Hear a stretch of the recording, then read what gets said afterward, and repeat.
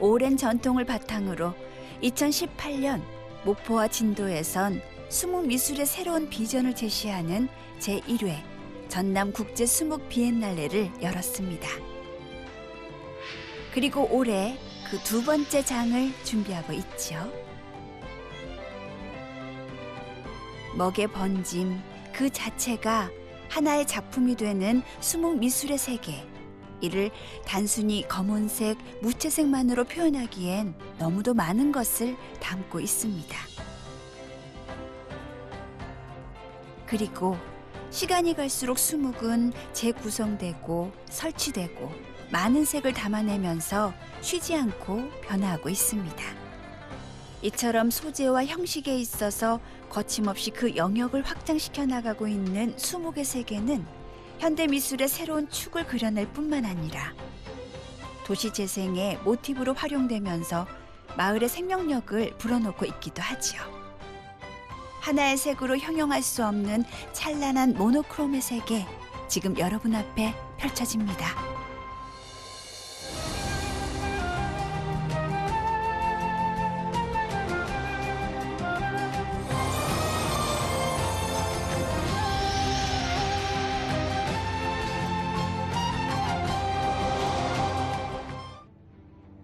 강렬한 눈빛, 매섭게 올라간 눈꼬리, 굳게 담은 입술. 공제 윤두서의 자화상입니다. 일단 정면으로 이렇게 사람을 마주대하는 정면상이 많지 않습니다. 우리나라에 있는 토상화들 대부분이 좌한 7분면이라 해서 약간 왼쪽으로 고개를 돌린 상태로 표현을 하거든요. 그래야 이제 코의 윤곽이라든가 귀의 윤곽이라든가 그런 윤곽들을 표현하기가 좀 쉽습니다. 근데 공제 윤두서의 자화상은 자신의 얼굴을 아마 거울을 보고 자세하게 보면서 그렸을 것 같아요. 그래서 눈 안에 있는 망막까지 자세하게 표현이 되어 있고요. 수염이라고 하는 것은 그냥 그대로 있는 그대로의 모습이라기보다는 아마도 그 내면의 어떤 그 끓어오르는 마음, 그런 것들을 수염을 통해서 표현을 하지 않았을까 싶습니다. 윤두서는 1713년 한양 생활을 청산하고 고향인 해남으로 낙향합니다. 그가 활동했던 때는 역사상 당쟁이 가장 치열했던 숙종시기인데요. 당쟁에 휩쓸려서 자신의 뜻을 제대로 펼칠 기회도 얻지 못했던 비운의 천재였습니다. 벼슬길이 막힌 윤두서의 선택은 그림. 어릴 적부터 시서화에 능했던 윤두서는 본격적으로 그림을 그리기 시작했는데요. 자신만의 생각과 색깔을 담아내면서 독자적인 화풍을 구축해 갔습니다.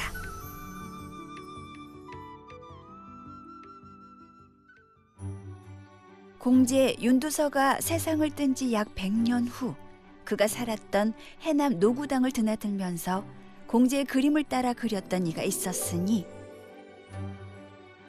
바로 훗날 운림산방의 주인이 되는 소치 허련입니다. 20대 후반에 초이선사를 찾아와서 제자가 되길 간청한 소치 허련. 그의 재능을 알아본 초이선사는 자신과 막역했던 김정희에게 허련을 소개시켜주기도 했습니다. 초이선사는 그때 당대의 초고 고층이었거든요. 그러니까 저 소자로 드림 거 보고 이제 그나마 띠거름만 있지만 안 되겠다. 그래서 이 사람을 끼난 사람 누구냐면은 바로 서울에 있던 유명한 투사 김정희 스님하고 알고 있었단 말이죠. 이거 보고 그 띠거리에 묵히면 안 된다. 소치의 인생은 추사와 만나면서 완전히 달라졌습니다.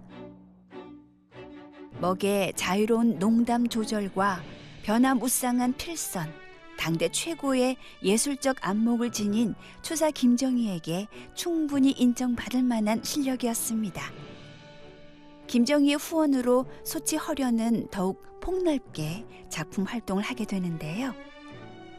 훗날 헌종 임금의 초상을 그리는 영예까지 누릴 수 있었지요. 추사는 그에게 압록강 동쪽에서는 소치를 따를 자가 없다라는 찬사를 보내기도 했습니다. 그러던 차에 추사 김정희가 제주도로 유배를 떠나게 됩니다. 소치허련은 무려 3차례나 완도에서 그 험한 백길을 따라서 3차례나 제주도에 가서 스승인 추사 김정희를 이렇게 모시기도 했을 뿐만이 아니라 이제 나머지 공부들을 하게 되는 거죠. 허련은 추사 김정희의 생이 다할 때까지 그를 사제 연으로 모셨습니다.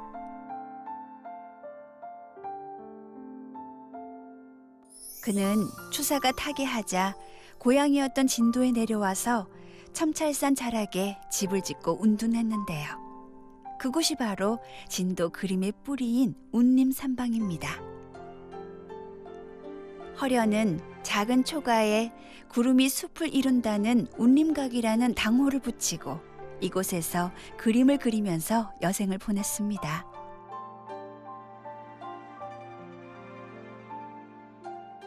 그리고 이 운림산방은 소치와 그 손자 이후까지 이어지는 우리나라에선 보기 드문 미술 집안의 뿌리가 됩니다. 소위 말하는 이제 문화 주도층들, 추사 선생을 비롯해 가지고 그런 고급 문화를 많이 또 취했지 않습니까? 자연스럽게 이제 거점이 한양에서 진도 쪽으로 이제 옮겨져 왔다고 볼 수 있고, 그게 소치 선생 개인으로 끝난 게 아니고 이제 또 대를 이어서 아들 미산과 손자 남농과 이제 이어지다 보니까 어쩌면은 울림산방 자체가 이제 한국화 흐름에서는 일종의 큰 거점 역할을 하게 됐다고도 할 수 있겠습니다. 허련의 넷째 아들인 허형 역시 가업인 화가의 길을 걸었습니다. 허영이 16살 될 무렵 그의 재능을 알아본 허련은 본격적으로 아들에게 그림을 가르치기 시작했는데요. 특히 사군자를 잘 그렸다고 하지요. 하지만 격변하는 시대 속에서 그림만으로 연명하는 건 한계가 있었습니다. 가세는 날로 기울었고 결국 운림산방을 떠날 수밖에 없었지요. 한동안 강진 병영에서 살던 허영 일가는 1920년대 목포에 정착합니다. 미상 할아버지가 처음으로 목포를 갑니다. 그래가지고 목포를 말하자면 찐도지였으니까 그 목포를 정착하면서 이제 목포 아마 초초 화가에 앉았을까. 그리고 거기 정착하면서 남농 할아버지 같이 따라가고 온 가족이 다 옮겼거든요. 미산의 넷째 아들이었던 남농 허건도 어렸을 때부터 그림에 뛰어난 재능을 보였습니다. 하지만 허영은 아들이 붓을 잡는 걸 처음엔 극구 반대했습니다. 미산이 가난에 이렇게 찌들려 살았었기 때문에 아들에게는 절대 그걸 물려주지 않으려고 했었나 봐요. 그림을 그리지 말라고 했음에도 불구하고 어렸을 때부터 그림을 잘 그렸었고, 자극이라면 소치허련의 방손인 의제허백년이 나이로는 16살이 많아요. 그러다 보니까 20대, 30대 의제허백년이 일본에도 다녀오고, 그다음에 조선미술전람회라고 하는 지금의 국전에 해당하는 그런 전람회를 통해서 전국적으로 이름을 내고 있었기 때문에 아마 더 그림을 그릴 수 있는 그런 힘을 얻지 않았을까 싶습니다. 미술적으로 남농 허건에게 큰 자극을 줬던 또 다른 인물이 있었는데요. 그의 친동생인 이민 허림입니다. 허림은 어려운 처지에도 혼자서 일본 유학을 떠날 정도로 미술에 열의를 보였는데요. 천부적인 재능에 일본에서 배운 새로운 미술 기법까지 더해져서 당시 화단에서 많은 주목을 받았습니다. 하지만 25살이라는 아주 젊은 나이에 요절하면서 비운의 천재 화가라는 수식어가 붙었지요. 집안에 이제 물론 미술 집안이기 때문에 어려서 많이 공부를 했겠지만 일제 때 35년 동안에 가장 현대화, 근대화를 잘 이룬 화가를 한 명 뽑으라면 저는 그 사람이 바로 허림이에요. 그래가지고 남농 선생님도 이제 드디어 일가를 이루시는데 그런 또 동생의 그 도움이 또 있었다고 저는 생각을 합니다. 허건의 명함 뒤편엔 형제가 나눠서 그린 그림이 있습니다. 당대 예술가들의 재치와 형제의 우애가 느껴지지요. 형제애는 작품에서도 들여다볼 수 있는데요. 허건과 허림은 자신이 살던 목포 유달산 기슭, 보리 언덕의 정취를 아주 비슷한 화풍으로 그리기도 했습니다. 그리고 이 시기에 남농 허건은 동생에게 배운 새로운 미술 기법 등을 적용해서 미술 전문가들이 입을 모아서 걸작으로 손꼽는 작품을 완성하는데요. 금강산을 직접 찾아가서 그린 금강산 보더감이라는 작품입니다. 닭종이에다 보니까 황토를 바르신 것 같아요. 그래서 그것도 여러 번에 겹쳐서 아주 탄탄하게 바르셨던 것 같고요. 그 보도꿀의 암자에서 나오는 연기 있잖아요. 그게 연기는 우리가 보면 상상을 하게 만들잖아요. 뭔가 퍼져나갈 수 있게. 그래서 뒤에 공간을 터줬고 여백으로 이렇게 느끼게 만들었던 거. 석재와 분재를 아주 바탕에다가 밀도 있게 썼기 때문에 최소한 6, 70년은 됐는데도 불구하고 어제 그린 것처럼 색깔이 그대로 보존이 돼 있어요. 이 외에도 금강산에서 직접 보고 그린 금강산 소견과 같은 작품도 젊은 시절 허건이 남긴 걸작으로 평가받고 있습니다. 남농 허건은 1921년 목포에 정착한 후 생을 마칠 때까지 쭉 목포에서만 살았던 인물입니다. 수많은 제자를 가르치는 등 지역의 문화예술을 위해 헌신하면서도 꾸준히 작품 활동을 이어가는데요. 특히 고향 진도와 영산강, 목포 등 실제 경치를 담은 작품들을 많이 남겼습니다.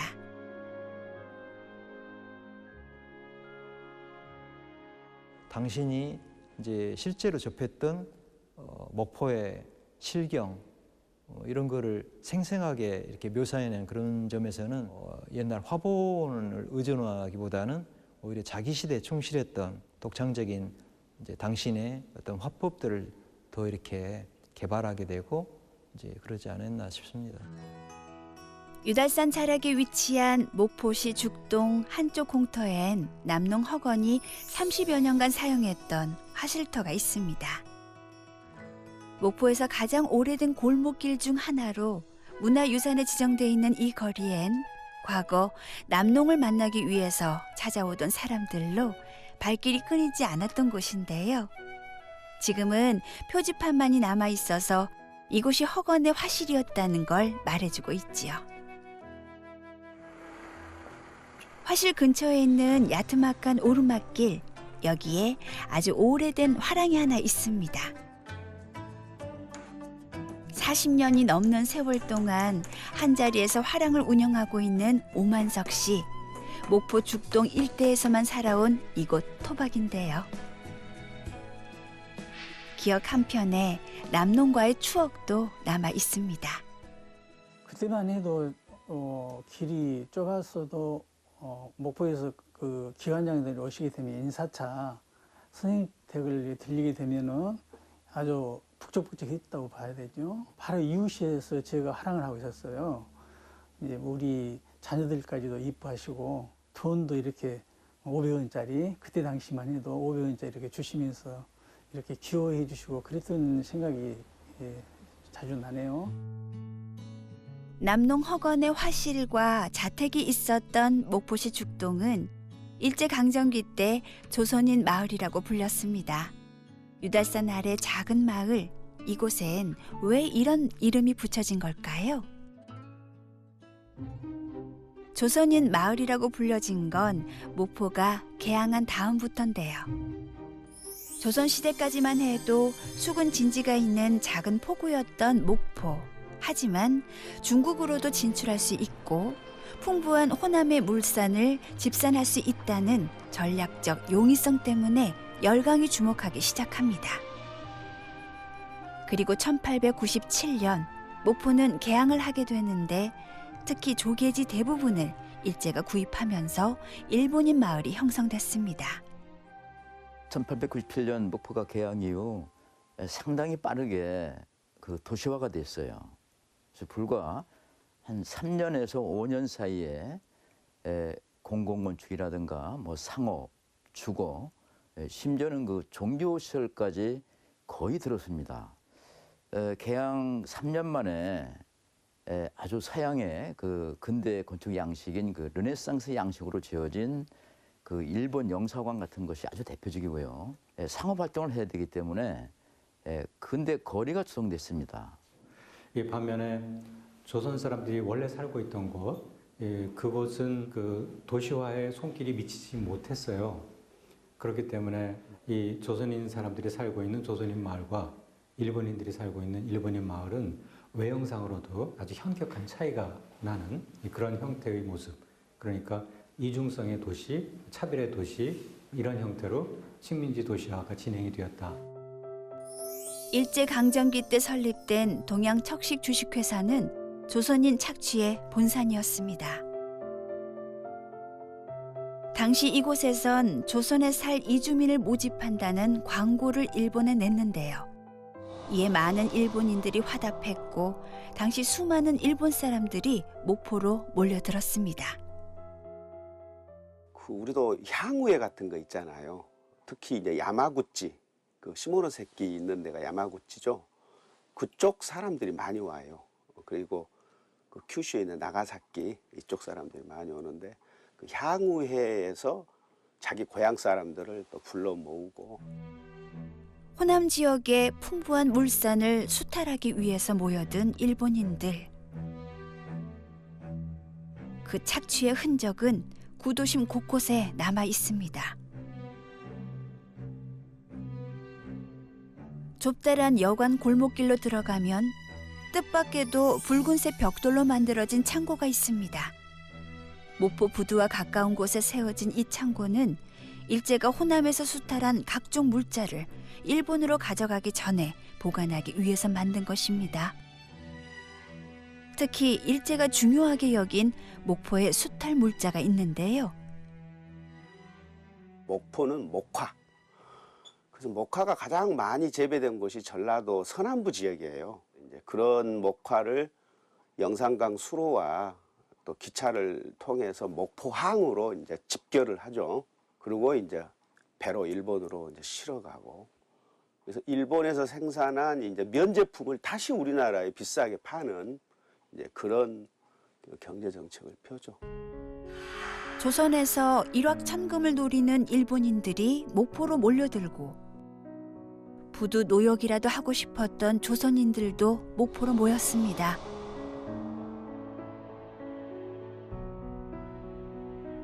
지배자와 피지배자의 거주지가 명확히 구분되는 식민지 도시. 수탈과 근대 문명의 창구라는 모순적인 현실 속에서도 도시는 날로 성장했고 당시 기준으로는 꽤 큰 도시에 속하게 됩니다. 6대 도시 3대항이라고 불렀어요. 그 6대 도시라고 해봐야 목포 당시의 인구는 6만 정도였거든요. 그런데 당시만 하더라도 광주보다는 컸어요. 나름대로의 어떤 그 경제적인 위상이나 이런 부분에서는 높았지만 역으로 말하면 거기에 살고 있던 그 우리 조선 사람들에게는 그만큼 핍박이 심했던 곳이다. 목포 인구가 6만을 돌파한 1935년 목포와 때려야 뗄 수 없는 노래 한 곡이 세상에 등장합니다. 바로 이난영의 목포의 눈물인데요. 당시 애달픈 가사로 많은 사람들의 심금을 울렸죠. 뜬 모를 300년 원한풍이라는 가사는 해방 후에야 본 뜻을 드러내기도 했습니다. 일제 때 겪은 조선인들의 아픔을 절절하게 표현한 목포의 눈물. 훗날 이 노래는 목포를 넘어서 호남인의 정치적인 한을 대변하고 그 분출구로 사용되면서 소외의 시절 특히 많이 불렸던 노래이기도 합니다.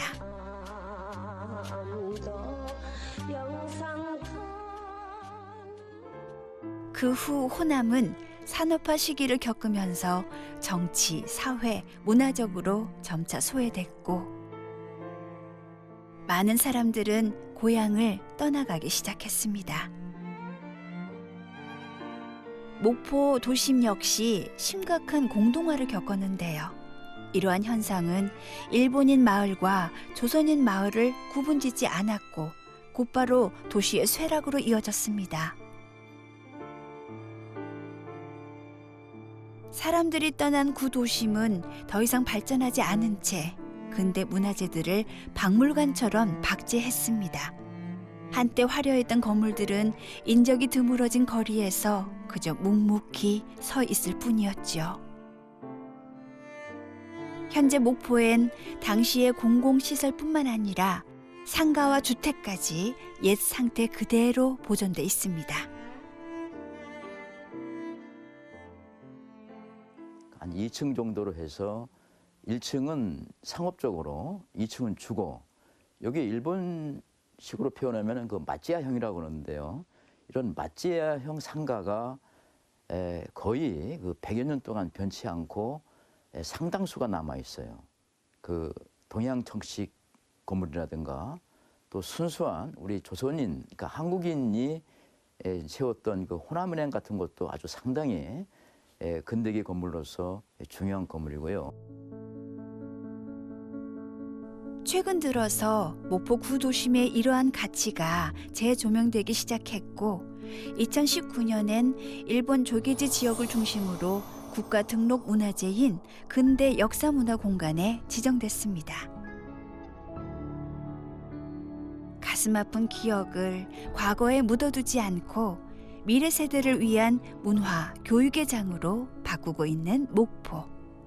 다만 수많은 전문가들은 일제강점기 당시 핍박과 서름의 중심지이자 목포 민중이 저항했던 조선인 마을 역시 도시재생의 한 축이 돼야 한다고 주장하고 있습니다. 또 성공적인 도시재생을 위해선 여기에 예술적인 요소를 가미해야 한다는 목소리도 높죠. 목포가 근대 도시 중에 상당히 그 중요한 도시이기 때문에 근대 유산도 살리고 또 미술적으로 또 리모델링도 할 수 있고 이런 두 가지 그 윈윈하는 이런 것을 찾아내야 된다고 생각을 해요. 목포와 마찬가지로 개항을 통해서 도시의 역사가 새로 쓰인 곳이 있습니다. 바로 일본 최대의 항구로 불리는 요코하마입니다. 에도 시대만 해도 작은 어촌에 불과하던 요코하마는 1859년 미일 수어 통상 조약으로 개항을 하면서 도쿄의 관문이자 무역항으로 거듭나게 됐고 국제적인 무역 도시로 발전했습니다. 1872년엔 도쿄와 연결되는 철도가 부설됐고 대형 상업시설 등이 세워지면서 일본 대도시로서의 지위를 탄탄히 확립합니다.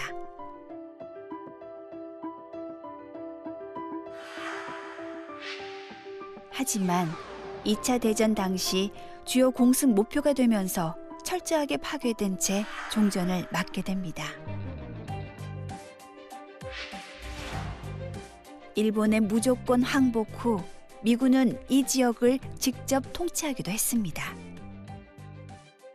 1945年、戦争が終わった後は、アメリカ軍が横浜をずっと占領しました。中心部はほとんど全部米軍が占領しまして、そして、日本の商業施設はここに戻ってこれなかったんですね。そしてその接収、これは米軍の接収というんですけれども、その中で1960年代の終わりになって横浜の郊外がどんどん発展していって住宅地として発展していく。しかし中心部は相変わらずこう衰退したまま。 요코하마시는 1960년대 후반부터 요코하마를 부활시키기 위한 구도심 정비 계획을 세웠는데요. 구니요시 교수는 1970년대부터 관련 프로젝트에 깊이 관여했습니다. 都市の骨格を作ったり、それから緑を残したり、そういうような大規模なプロジェクトコントロールとともに、やはり魅力的な街を作っていかないと横浜の個性ある発展はできないと思いましたので、東京と同じようなにやるんではなくて、横浜独自のアーバンデザインという取り組みを全国に先駆けてアメリカの都市とかヨーロッパの都市に学びながら進めました。 요코하마가 도시 재생을 시도할 때 핵심적으로 추진했던 것이 미나토 미라이 21입니다. 세계적으로 명성을 얻을 만큼 많은 이들의 주목을 받은 도시 재생 프로젝트였죠. 미래 항구 21이라는 뜻답게 항구 도시만의 장점을 제대로 발휘했는데요.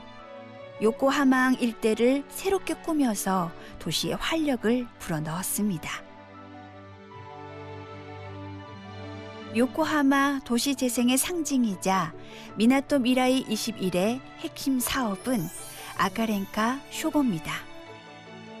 메이지 시대의 비단을 보관하던 창고였던 이 붉은 벽돌의 건물은 외관은 그대로 둔 채 내부만 레스토랑과 쇼핑몰, 공연장 등으로 완전히 바뀌었는데요.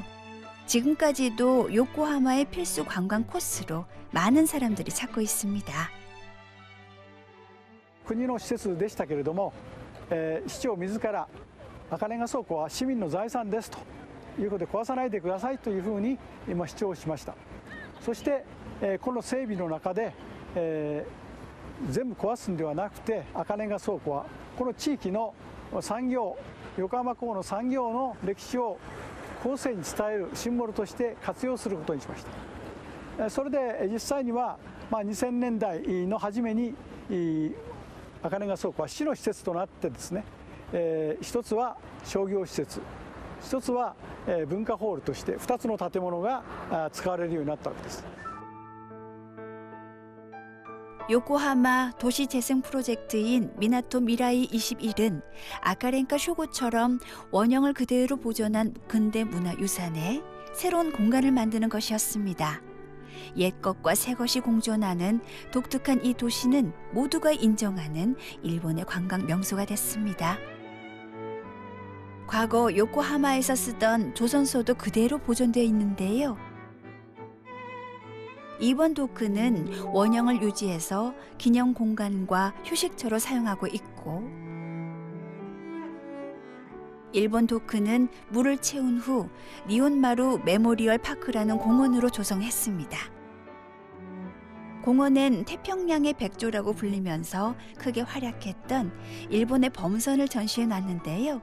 쉼터 역할뿐만 아니라 청소년을 위한 해양 교실 등으로도 사용되고 있습니다. 근대 문화유산을 활용한 곳이 또 있는데요. 1911년에 개통한 옛 철길인 기샤미치입니다.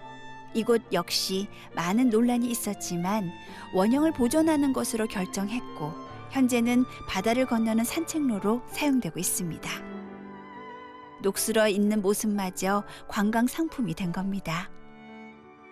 我々がこれを見た時はもう錆だらけで、もうこれは壊していいよというふうに言ったんです。から線路も取っていいよっていうふうに言われた。でも我々はこれはちゃんと錆を落としてちゃんと見せるということが次の時代のために大事だと。ですから何でもこう古くなって錆びついたものは壊すんではなくて、これをもう一回きれいにして新しい時代のシンボルとして見せることによってフレッシュな感じの他の土地にない場所になるわけですね。 요코하마의 도심 재생 사업은 지금도 현재 진행형입니다. 여전히 도시의 새로운 그림을 그리면서 근대 문화유산을 조화롭게 활용할 방안을 찾고 있기 때문입니다. 요코하마 부두 여객선 터미널 옆에는 상당히 거대한 크레인이 있는데요. 요코하마항의 운수 사업에서 중요한 역할을 했던 해머헤드입니다.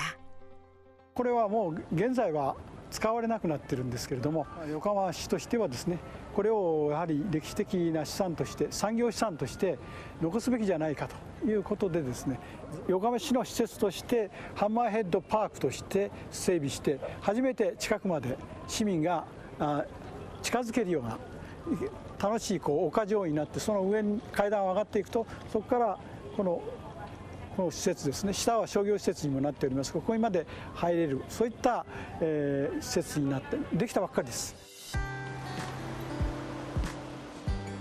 여긴 바샤미치라고 하는 도로인데요. 개항 당시 서양인들의 주된 이동 수단이었던 마차가 다닐 수 있도록 만들어진 거리입니다. 곳곳에 과거 우마차가 다니던 흔적들을 고스란히 남겨놨는데요. 이 길도 과거에 쓰던 벽돌을 활용해서 만들었다고 하지요. 지금도 그렇지만 요코하마는 과거에도 일본 금융의 중심지로 유명했습니다. 옛날 은행 건물 중 몇 곳은 미술과 결합해서 공공미술관으로 사용되고 있는데요. 대표적인 게 뱅크아트 1929입니다. 1929년에 지은 옛 제1은행 건물. 한동안 방치돼 있던 이곳은 뱅크아트 1929라는 프로젝트를 통해서 2004년 문화예술공간으로 변모했습니다. 지금은 전시장과 공연장, 아트숍, 도서관 등으로 다양하게 활용되고 있는데요. 시민들은 작가와 더불어서 공부도 하고 문화생활도 즐깁니다. アーティストの誘致をしています。誘致っていうのはどういうことかというと、アーティストをですね、この辺りに拠点を構えてもらって、住んでもらって、アトリエを持ってもらってという作業をしています。古いビルですね。特にこの辺、さっき言ったように古い地域なんです。割と昔からある地域で古いビルがいっぱい余ってるんですね。でそれにアーティストを誘致してアトリエにしてもらうという仕事をして、でもちろん僕らばっかりじゃなくって、僕らがきっかけになって横浜市もそれを補助金つけるとかして手伝ってくれてるんですごく増えています。 옛 공간들의 예술을 덧입힌 요코하마. 이런 흐름들은 일상 공간으로까지 확대됐습니다. 여긴 뱅크아트 역으로도 유명한 신타카시마역인데요. 지하철역이 곧 미술관이 됐습니다. 지난해 펼쳐졌던 요코하마 트리엔날레와 결합한 덕에 전시 내용은 더욱 풍성하고 다채로워졌는데요. 이러한 시도들이 예술 도시로서의 위상을 높여줍니다. 自由な発想ができるので、一人でも来ても楽しめるし、家族で来ても楽しめるなと思って、いい空間をなんかよく使ってあるなって思います。やはり日本では横浜市というイメージは芸術街というイメージがあるんですけど、いかがですか？ありますね。美術館もそうなんですけど、街全体としてなんかみんなで盛り上げようっていう感覚があるので、そこはやっぱり東京とはちょっと違う、感覚かなと思います。 요코하마가 예술 도시로서 첫 발을 내디딘 중요한 계기 역시 요코하마 트리엔날레였습니다. 작년에 7회를 맞이한 2020년 요코하마 트리엔날레는 약 3개월간 펼쳐졌는데요. 아시아를 비롯한 세계 각지에서 활약 중인 70여 개 팀이 참여해서 다양한 현대 미술을 선보였습니다. 2020年の今年は横浜トリエンナーレ2020アフターグロー光の破片を捕まえるとしまして、トリエンナーレとしては初めてインドから芸術監督ラクスメディアコレクティブを呼びまして、開催してきました。 전 세계를 휩쓴 코로나 팬데믹 상황에서 대규모 행사를 치른 것에 대해선 다양한 의견들이 존재합니다. 광주 비엔날레는 물론 헬싱키와 베네치아 비엔날레 등 대부분의 국제 미술 행사들이 다음 해로 개최를 연기하기도 했죠. 하지만 세계적인 예술 행사인 트리엔날레를 통해서 예술 도시로서 요코하마의 위상을 높이고 그것을 도시 재생과 연계에 활용했다는 점은 참고할 만한 사실입니다. 원래 도쿄 비엔날레가 있었습니다. 근데 도쿄 비엔날레가 중단된 상태로 일본에서 이제 비엔날레 같은 행사가 크게 없다가 광주 비엔날레가 성공적으로 유지가 되니까 일본에서도 이걸 복권시키자 해서 요코하마 트리엔날레를 만들었어요. 그런 것을 살리기 위해서 그 요코하마라는 데 역사적인 모든 환경들, 뭐 창고를 비롯해서 또 미술관 이런 것을 다 동원해가지고 요코하마 전체에다가 이런 트리엔날레를 만든 겁니다. 우리가 이제 그런 것을 좀 모델로 삼아서 그 도시를 또 살려내고 또 우리의 현대 미술 그 중에서도 이제 수묵 중심으로 우리 현대 미술 한번 재편성해 보자. 뱅크아트와 같은 활동 역시 트리엔날레가 기폭제가 돼서 탄생했죠. 여기에서 만족하지 않고 도시 재생과 예술을 어떻게 하면 더욱 잘 융합시킬지, 또 지역 작가들이 시민들과 좀 더 친밀하게 어우러질 방법은 무엇인지 끊임없이 기획하면서 준비하고 있습니다.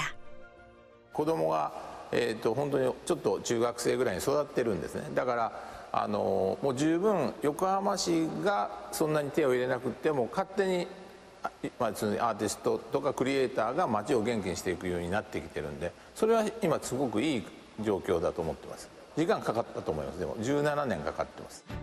예술이 도시를 바꾼 대표적인 사례가 또 있습니다.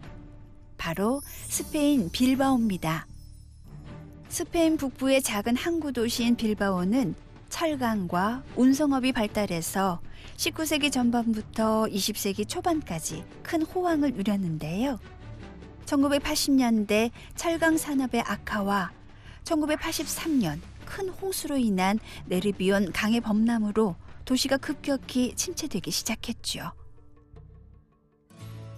빌바오의 도시 재생은 네르비온강 정비에서 출발했습니다. 잦은 범람과 심한 오염 때문에 죽음의 강이라고 불렸던 도심 하천을 정비한 후 1997년엔 구겐하임 미술관을 유치했는데요. 티타늄 33,000장으로 만든 특이한 외벽의 구겐하임 미술관은 도시 재생과 관광객 유치에 있어서 최고의 자산이 됐습니다. 그런 건물이나 건축을 중심으로 해서 미술이 또 모여지는 그 현상을 만들었을 때 그 공간을 즐기고 공간 자체가 예술이 되는 그런 상황 속에서 이 감상자들의 서비스가 될 수 있는 그런 현대 미술관 같은 것들도 필요하다. 활기를 잃은 구도심과 예술의 결합, 일상에서 예술을 만나는 경험. 작년 9월 목포에서도 이와 같은 시도가 있었습니다. 목포 구도심에서 진행된 특별 기획전. 부릉부릉 수목 시동입니다. 2020년 9월에 예정돼 있던 전남국제 수목 비엔날레가 코로나 때문에 1년을 연기하게 되자 그 전야 행사로 기획한 것입니다. 지난해 9월 24일부터 한 달 동안 이어진 특별전에선 목포 구도심의 오래된 주택 4-5군데를 작은 미술관으로 꾸며서 각종 작품들을 전시했는데요. 국내 유명 작가와 지역 청년 예술인 40여 명이 참여해서 다양한 장르의 작품 80여 점을 선보였습니다. 활기를 잃은 거리에 수목향을 더한 부릉부릉 수목시동은 도심 재생의 가능성을 내비쳤습니다. 수목을 통해서 도시가 다시 재생할 수 있는 그런 그 작품들로 구성을 했습니다. 그래서 여기는 지금 목포는 현대미술을 걸만한 공간이 없다고 봐야 됩니다. 그래서 이 공간들은 전부 다 미술 전문 공간들이 아니고 우리 생활 속에 있는 오래된 공간들인데 요것을 미술을 통해서 한번 되살려보고 그 분위기를 달리 만들어준다면 여기에 도시에 오시는 분들이 새롭게 예술과 만날 수 있고 새롭게 예술을 향유할 수 있는 그런 기회를 제시해 주지 않을까 생각합니다. 행사를 준비하면서 수많은 작가들이 찾아와서 목포의 거리를 걷고 곳곳에 정치를 살폈습니다. 그리고 그곳에서 작품을 구상하고 만들고 설치했죠. 근대의 모습이 고스란히 남아있는 목포의 구도심은 많은 작가들에게 좋은 영감을 안겨줬습니다. 1924년 갑자년에 처음 문을 열어서 이름 붙였다는 갑자옥 모자점. 일제강점기 때부터 시작해서 최근까지 영업한 유서 깊은 건물인데요. 권민호 작가는 이곳에서 빈집전이라는 설치 기획전을 진행했습니다. 이 목포에 한 번도 와본 적이 없다가 이 전시를 준비하기 위해서 방문한 것이 처음이었습니다. 목포가 줬던 저의 인상은 바빴다가 한가해졌다. 그리고 리서치하는 중에 목포하면 제일 먼저 떠오르는 것이 목포의 눈물이라고 하는 노래잖아요. 사실 들어본 적이 없었습니다. 이번 기회로 한번 찾아 들어봤어요. 그걸 듣는 순간 제가 처음 이 거리로 접어들었을 때 받았던 인상, 바쁨의 흔적이 있는 지금은 한가한 거리를 잘 표현해 주는 것 같다. 컵에 비치는 빛의 왜곡을 통해서 목포의 한때를 회상하고 지금의 한적함을 이야기하고 싶었다는 권민호 작가. 그가 재현해 놓은 건축가 사무실에선 끊임없이 목포의 눈물이 흘러나오는데요. 전시의 제목 역시 목포의 눈물 가사에서 따온 어찌타 옛 상처가 새로워진답니다.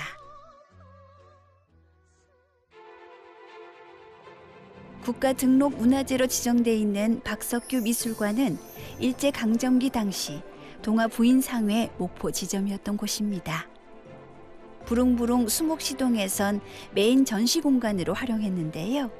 영상, 미디어 아트 등을 통해서 재료적인 한계를 초월한 수목 작품들. 기존에 우리가 생각했던 수목과는 전혀 다른 것이었습니다. 전형적인 2층 일본식 건물인 박석규 미술관에선 공간적인 특성을 활용한 작품들을 많이 선보였는데요. 특히 눈길을 끈 것은 노구당에서 만났던 윤두서의 자화상을 재구성한 그림입니다. 자화상 속에 강렬한 눈빛을 보고 화가의 꿈을 키웠다는 강형구 작가. 지금은 대형 인물 초상의 대표 작가로 손꼽히는데요. 아내가 시집갈 때 가져온 비단 치마에 작품을 완성했습니다.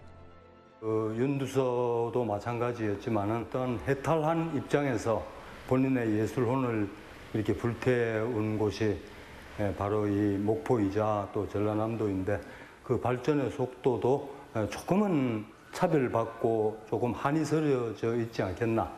그래서 이렇게 굉장히 낡은 거리, 그러면서도 유서 깊은 거리를 볼 때 뭔가 이것은 재조명 받아야 되겠구나 하는 느낌을 강력하게 받았습니다. 같은 건물, 과거엔 또 다른 생활 공간이었을 한 방으로 들어가 보면 목포의 상징이라고 할 수 있는 인한영을 만날 수 있는데요.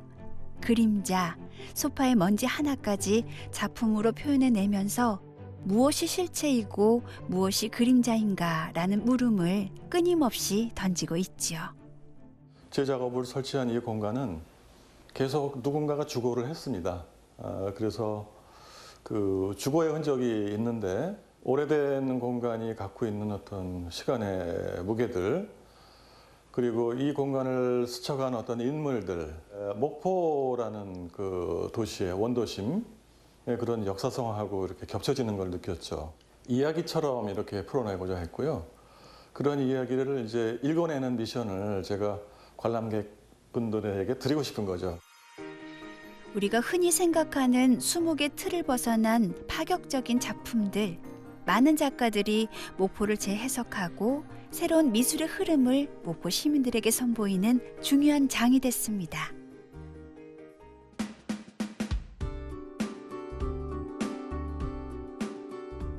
전시는 길거리까지 이어졌습니다. 건물 안과는 또 다른 형태로 관객들을 만난 세평 미술관. 누구라도 쉽게 작품을 만날 수 있었습니다.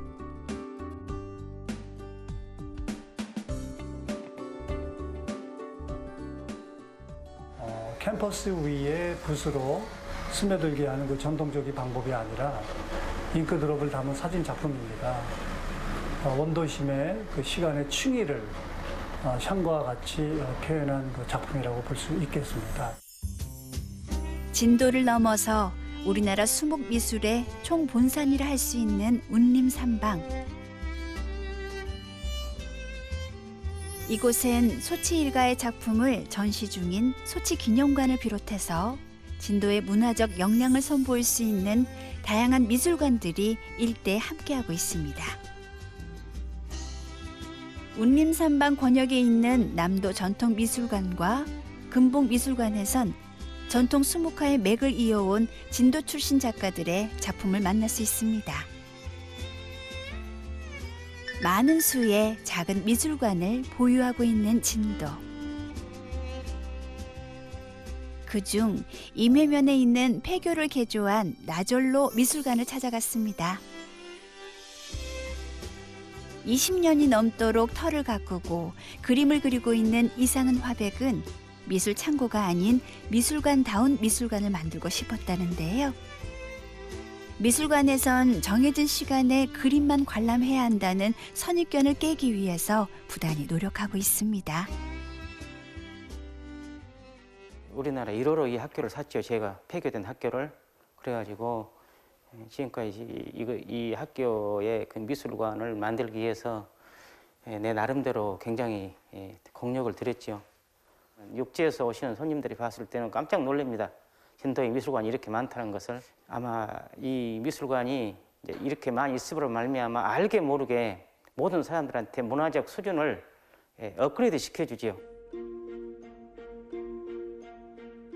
진도 읍내권에도 미술관이 산재해 있는데요. 관광객뿐만 아니라 진도 군민의 문화적인 역량을 높이는 데에도 일조하고 있습니다. 원래 진도 문화원 자리였던 곳엔 진도 현대미술관이 세워졌는데요. 박주생 화가의 개인 미술관입니다. 지금은 베트남 작가의 특별전과 개인 소장품 등을 전시하고 있는데요. 단순한 전시 공간을 넘어서 문화 교육 공간으로도 활용되고 있습니다. 관내 학생들이 코로나로 인하여 외부로 나가지 못하는 그런 상황 속에서 각종 미술 체험을 미술관에서 현재 운영을 하고 있습니다. 향후에도 저희 미술관은 이러한 국민들이나 학생들의 문화적 쉼터가 될 수 있도록 현재 노력을 하고 있습니다. 수목미술의 새로운 방향성을 제시할 제2회 전남국제 수목 비엔날레. 올해 9월부터 2달간 목포와 진도에서 펼쳐질 예정인데요. 목포권에선 수준 높은 공연과 전시를 이어가고 있는 목포문화예술회관, 노적봉 예술공원 미술관, 그리고 근대문화유산인 구 심상소학교에서 펼쳐집니다. 또 진도에서는 운림산방 옆에 있는 남도 전통미술관 및 금봉미술관, 그리고 진도 읍내의 옥산미술관 등에서 열립니다. 각 전시관에선 다양한 주제의 수목작품들을 만날 수 있지요. 전시 주제는 오체찬란 모노크롬입니다. 모노크롬은 영어로 무채색을, 오체는 청황, 적백, 흑과 같이 다양한 색깔을 뜻하는데요. 전혀 상반되는 두 단어의 만남, 어떤 의미일까요? 모노크롬, 수묵이라고 번역이 될 수 있는 건데요. 이 모노크롬도 엄청나게 버라이어티하고 다이나믹하다. 다양한 매체와 다양한 재료를 쓴 우리만의 그 미의 고유성 같은 것들을 지니고 있는 작품들, 작가들을 다 모아서 수묵이 어떻게 확산되고 어떻게 발전되게 할 수 있는지 수묵화의 미래를 보여주고 싶었습니다. 먹을 갈아서 나오는 색깔을 단순히 검은색이라고 표현할 수는 없습니다.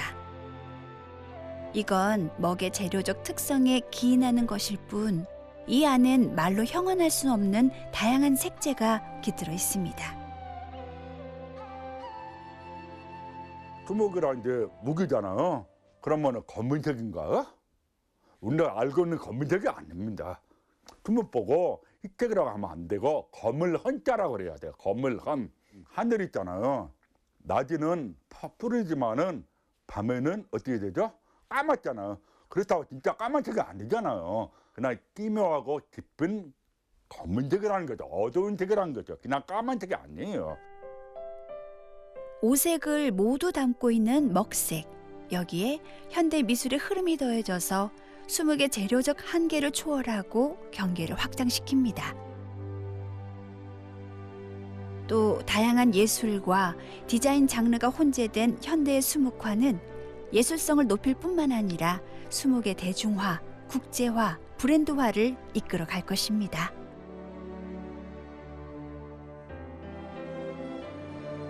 경계가 초월되고 장르가 허물어진 수묵 미술, 이것이 찬란한 모노크롬의 세계입니다. 끊임없이 변화하는 모습은 새로운 형식을 추구했던 공제와 남농의 정신과도 일맥상통하지요. 과거의 남농 선생님이 우리 화단의 인기 스타였다면 새로운 인기 스타들이 이제 계속해서 나와줘야 되겠죠. 새로운 실험 정신으로 새로운 시도를 해가면서요. 목포의 상징이자 트레이드마크인 목포 오거리입니다. 사방으로 어디나 이어져 있는 길, 그래서 오거리라고 이름이 붙은 것이지요. 이곳은 과거 일제강점기 때부터 목포 사람들의 만남의 장이자 일본인들과의 충돌의 장소였습니다.